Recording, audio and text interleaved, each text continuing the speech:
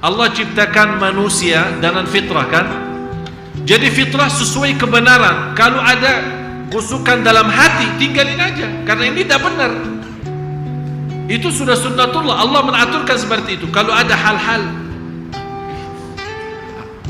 padahal walaupun nampaknya baik, tapi ada gosok-gosokan dalam hati, pasti hal itu tidak baik. Tinggalin aja.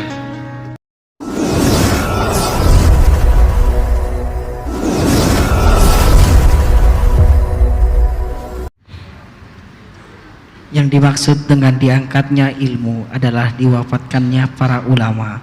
Sebagian riwayat dalam hadis Abdullah bin Amr bin As radhiyallahu anhuma bertutur, aku mendengar Rasulullah sallallahu alaihi wasallam bersabda, sesungguhnya Allah tidak mencabut ilmu langsung dari para hamba, tetapi mencabut ilmu dengan mewafatkan para ulama.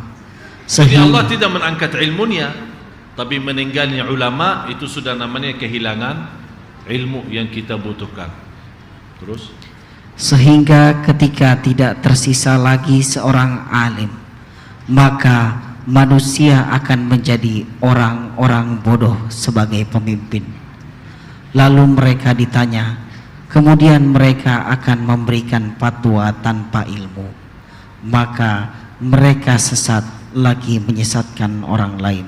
jadi Hadis riwayat bukan hanya mereka sesat sendiri karena dia sudah menjadi seorang ustaz tambah ilmu, padahal dia sendiri bodoh. Ini bukan hanya dia sendiri sesat, malah dia mengakibatkan menyesatkan orang lain. Inilah subhanallah apa yang diceritakan oleh Rasul di hadis ini. Sepertinya seolah-olah Rasul ada sekarang sama kita. Ini betul persis yang tergambar. Oleh karena itu saya ulangi lagi, Bapak Ibu, belajar ilmu yang benar dari sumber yang benar. Walaupun saya, mohon maaf, walaupun saya dari Madinah dianggap apa-apa, saya terima kasih dihormati, terima kasih diagungkan, terima kasih disayangi dan dicintai, terima kasih banyak. Semoga Allah balas. Tapi kalau saya menyampaikan sesuatu yang tidak sesuai Quran dan Sunnah, saya mohon ditolak. Karena saya manusia, bukan ulama yang maksum. Apalagi belum sampai kepada lingkungan ulama, saya masih di bawah sekali. Sama-sama kita belajar. Oleh karena itu salah satu perjuangan kami lewat yayasan ini. Kenapa saya bilang yayasan Syekh Ali Jabir? Biar ini ceritanya, biar Bapak Ibu tahu, yayasan Syekh Ali Jabir sebenarnya bukan nama saya. Ini kan dikenal di Indonesia nama saya Ali Jabir kan? Tapi yang saya bawa di sini bukan nama saya, nama paman saya, Imam Besar Masjidil Haram almarhum. Salah satu yang menjadi saya menghafal Al-Quran dan saya berjuang untuk Al-Quran ini beliau. Sudah cukup lama jadi imam besar di Masjidil Haram, dan beliau begitu meninggal dunia, semua guru beliau yang saya sempat belajar dengan mereka merubahkan nama saya dari Ali Saleh menjadi Ali Jabir. Kenapa? Karena mereka mengharap karena satu keluarga, mudah-mudahan Ali Jabir yang kecil ini bisa menjadi seperti Ali Jabir yang besar. Itulah salah satu perjuangan. Jadi yayasan ini tujuannya karena paman saya almarhum, salah satu perjuangan yang menyebarkan kebenaran. Sampai beliau waktu itu selama di Masjidil Haram sampai ke Amerika dakwahnya, ke Kanada dan yang lain-lain. Itulah yang saya teruskan, mendatangkan, Allah Maha tahu apa yang kita hadapi. Sampai kita mendatangkan ustaz, ulama, dan insyaAllah salah satu program kami untuk bulan Ramadan bukan hanya untuk Sunda Kelapa saja, insyaAllah untuk banyak masjid. Sesuai kemampuan kita akan kita mendatangkan imam untuk memimpin jamaah masjid masing-masing tarawih. Karena tujuan kami kalau setiap kita mendatangkan imam dari Madinah menimami jamaah, banyak manfaat. Di luar jamaah mendapatkan barakahnya. Yang kedua, mereka bisa belajar dari bacaan imam. Dan bisa juga mentugaskan imam itu menajar jamaah di masjid tersebut. Ini salah satu program kami ke depan. Jadi bukan hanya Sunda Kelapa. Dan insya Allah untuk Sunda Kelapa sudah saya janjikan ke Mbak Aksa. Insya Allah bulan Ramadan yang akan datang saya bawakan tamu istimewa khusus, belum pernah ke sini. Dan mudah-mudahan beliau berkenan bisa 1 bulan. Tapi subhanallah, kalau kita dengar suara beliau, orang yang salat di belakang tidak melihat muka beliau, pasti berkata, demi Allah ini Syekh Sudes. Ibu saya pernah salat di belakang dia kok Sudes ada di sini? Saya bilang, oh, bukan Sudes, tapi ini salah satu orang yang suaranya subhanallah mirip sekali dengan Sudes. Sambil cara naikkan suaranya, turun lagi, lagunya persis seperti di kopi Sudes terus di bawah ini kemarin. Luar biasa. InsyaAllah kita akan datangkan beliau di bulan Ramadan untuk Sunda Kelapa insyaAllah. Ini semua perjuangan kami jamaah sekalian.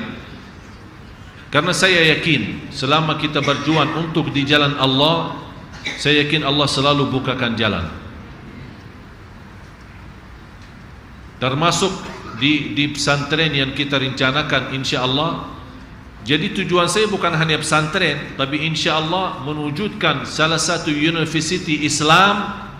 Pada nanti anak-anak kita pergi jauh-jauh ke Mesir dan ke Madinah, insya-Allah Universiti Islam. Kita datang guru-guru Madinah sini kemari ngajar sini. Ini target saya. Mulai dari pesantren, ma'had khusus, kemudian sekolah sampai universiti.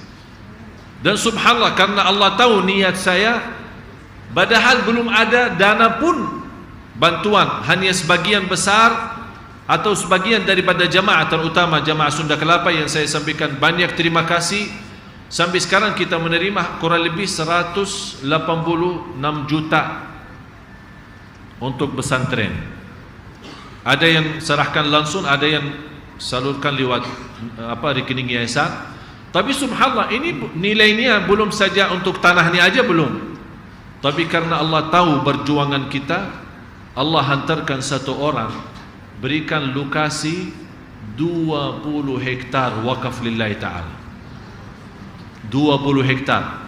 Lokasinya ditawarkan sama orang barat karena lokasinya di atas bukit, daerah sejuk, sangat dingin, menghadap laut lagi.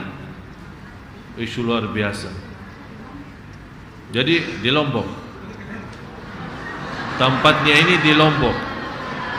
Kalau yang mau berkenan silahkan ke Lombok. Tapi insyaAllah jangan khawatir Bapak Ibu, saya bukan milih Lombok sembarangan. Saya ingin kalau saya mampu, insyaAllah setiap kota ada. Cuman kita bicara sesuai kemampuan kita. Dan insyaAllah setiap orang punya kemampuan. Saya kemarin pas saya isi di Bali, salah satu pesantren di Bali waktu acara TV One Damai Indonesiaku, sampai gubernur Bali ikut nonton acara. Coba orang gubernur Bali kan Hindu kan, tapi ikut. Malah ketua adat, kepala adat di kampung itu tempat kita isi, diwawancarai sama TV One bagaimana respon beliau untuk mendatangkan ustaz-ustaz dari luar Bali kemudian berceramah di sini. Padahal kondisi Bali sama umat Islam ada sedikit ini. Dia bilang alhamdulillah baik-baik saja. Ini orang Bali, dia berkata alhamdulillah. Ini merupakan ini. Sampai di saat itu habis saya selesai acara di Bali, ada orang datang dari jamaah Bali di sana, orang Islam, menawarkan tanah yang ada di sana 2 hektar. Tolong Syekh, kalau berkenan silahkan, ini tanah saya wakafkan. Saya sebenarnya mau terima dan juga takut terima.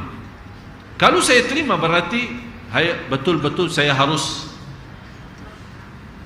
Tapi saya bukan, mohon maaf, saya bukan orang yang punya triliunan habiskan semua untuk itu. Jadi kita menerima sesuai kemampuan kita. Itulah yang kita berjuangkan. Tapi saya fokus Lombok, Bima, Sumbawa, kemudian Bali. Karena sudah ada jamaah yang rencana mau wakafkan, insya-Allah kita akan buka kesempatan untuk mereka. Dan insya-Allah Bapak Ibu, kalau Allah berikan umur, insya-Allah 5 tahun ke depan Anda sendiri akan mendengar bagaimana perkembangan kita di Bali. Dan saya pernah berkata di salah satu khutbah di Bali, insya-Allah 30 tahun ke depan Bali menjadi pulau Islam 100%. Itu cita-cita saya. 30 tahun ke depan mudah-mudahan Allah masih berikan umur. Dan saya berkata itu di Bali, bukan di luar. Saya berkata itu di Bali. Dan cara saya berkata Bali akan menjadi Islam 100% 30 tahun ke depan. Bukan dibom, tidak. Tapi insya-Allah dengan wama arsalnaka illa rahmatan lil alamin. Saya membuat gerakan dalam judul program Aku Cintamu Ya Rasulullah. Di antaranya kita sebarkan kedamaian, termasuk di Bali kita tunjukkan kebaikan umat Islam. Ini insyaAllah akan pengaruh. Dan sistem ini saya sudah berikan ke TV One kemarin. Alhamdulillah diresponi. Rencana mereka insyaAllah kalau ke Bali lagi akan membuat program itu supaya mendekati dengan orang Bali, supaya hubungan kita dan mereka sebagai kita orang Islam sangat baik. Karena ini langkah pertama untuk membawa masuk Islam kepada hati mereka. Karena selama kita membawa kebaikan Islam, dan inti daripada selama Bapak Ibu belajar, mesti kita mampu mempraktik dan mengamalkan. Yang terakhir, saya minta Bapak Ibu, mulai hari ini jangan ada kata lagi mau berlaku sesuatu tapi tidak jadi karena tidak enak sama manusia. Rubah sistem fikiran itu. Mulai dari sekarang, apapun tingkah laku kita, apapun perbuatan kita yang semestinya terbayang, saya tidak enak sama Allah, saya tidak enak sama Rasulullah. Pakaian kita, bicaraan kita, aktivitas kita, sehari-hari kita, makan minum kita, pergi datang kita, berjalan kita, kemana saja kita harus terbayang. Apakah berlaku ini enak sama Allah? Tidak. Kalau dah enak sama Allah, berkata, jangan suka berkata saya tidak enak sama manusia, tapi rubah fikirannya, berkata saya tidak enak sama Allah, saya tidak enak sama Rasulullah sallallahu alaihi wasallam. Mudah-mudahan dengan rubah sistem fikiran kita dengan kata ini, mudah-mudahan akan menjadi lebih baik dari segala sisi, ucapan, perbuatan, pandangan, ambil, taruh, kaki, langkah, bekerja, mencari rezeki, apapun berlaku kita bertanya diri, berlaku ini enak sama Allah tidak? Kalau dah enak sama Allah, tinggalin. Di antaranya pakaian kita. Kaum wanita, Bu, Ibu, dah enak sama Allah, dah usah tanya-tanya Ustaz, tinggalin saja. Anda merasa dah apa-apa sama Allah, ya udah terserah, tanggung jawab sendiri. Dah usah pusing, bingung mencari Ustaz, ini apakah boleh, ini apa enggak. Saya udah kalau ada rasa bingung, ada rasa tidak nyaman, ini subhanallah, Allah ciptakan manusia dengan fitrah kan. Jadi fitrah sesuai kebenaran. Kalau ada gusukan dalam hati, tinggalin aja, karena ini tidak benar. Itu sudah sunnatullah, Allah mengaturkan seperti itu. Kalau ada hal-hal, padahal walaupun nampaknya baik, tapi ada gosok-gosokan dalam hati, pasti hal itu tidak baik. Tinggalin aja. Ada orang suruh salat, misal baca apa dalam salatnya, kalau di rakaat pertama baca 40 kali qul huwallahu ahad. Di rakaat yang kedua baca 100 kali ayat al-kursi. Terus di rakaat seterusnya baca apalah gitu. Tapi sekian, bukan normal ya, bukan biasa. Sekian. Kalau mendapatkan sekian akan insyaAllah begitu selesai salat akan mendapatkan ini atau berita ini. Ini semuanya hal-hal yang tidak ada dasar. Hati-hati. Alhamdulillah di dalam agama kita banyak pelajaran yang perlu kita amalkan. Kenapa kita tinggalin yang benar, melari kepada yang tidak benar? Selesai dulu yang benar. Kalau masih ada sisa umur, boleh cari yang lain. Silakan. Dan saya yakin habis umur kita belum tentu selesai belajar ilmu, belum tentu kita menguasai agama secara keseluruhan. Ya ayyuhalladzina amanu dkhulu fis silmi kafah. Terakhir saya mohon Bapak Ibu doakan saya.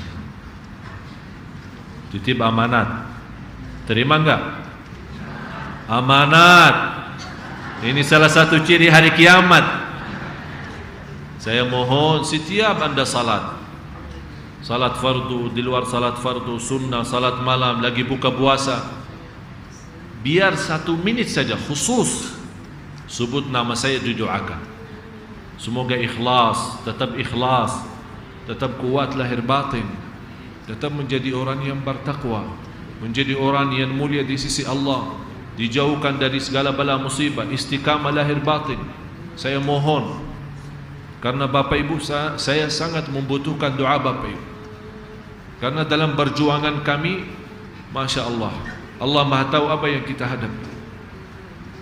Jangan anda berfikir karena sering masuk TV, oh sudah ini luar biasa, malah tambah pusing.